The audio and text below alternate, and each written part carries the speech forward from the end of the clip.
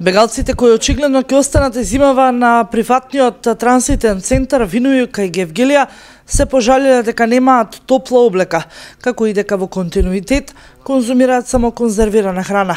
Ова стои во месечниот извештај на Хелсиншки комитет кој го констатирале во текот на изминатиот месец. Оттаму велат дека по нивна реакција проблемот со облеката е надминат, но ниту тие не знаат до кога лицата кои се таму на дневно мени ќе имаат само конзерви. Од нашите наблюдувачи на терен имавме поплаки од страна на бегалците во однос на квалитетот на храната кој го добиваат. Односно во суштина стануваше збор за проблемот дека најчесто добиваат конзервирана храна, а со оглед на тоа дека некој од нив престојуваат таму веќе подолго време, беше малку загрижувачки и непријатно за нив да постојано добиваат конзервирана храна. Меѓутоа, тука мора да се земе предвид и проблемот дека бројот на бегалци е релативно мал, односно до крајот на месец септември се намали на само 4 бегалци кои се останати во кампот, па предпоставуваме дека оттаму произлегува и проблемот со конзервираната храна.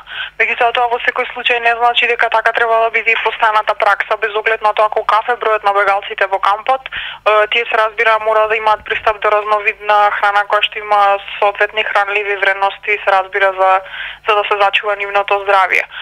Бројот на бегалците кои се сместени во кампот на почетокот на месецот беше 18, од кои 4 бегалци се со потекло од Авганистан, 1 со потекло од Пакистан и 13 бегалци со потекло од Ирак.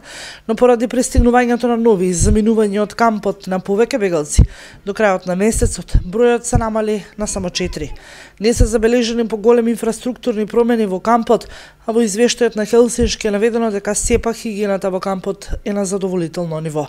На бегалка во кампот која што е бремена и обезбеден гинеколошки преглед во болница во Гевгелија, а гинеколошките прегледи се обезбедуваат и за останатите жени во кампот. За децата пак е обезбеден педијатар 3 дена во седмицата.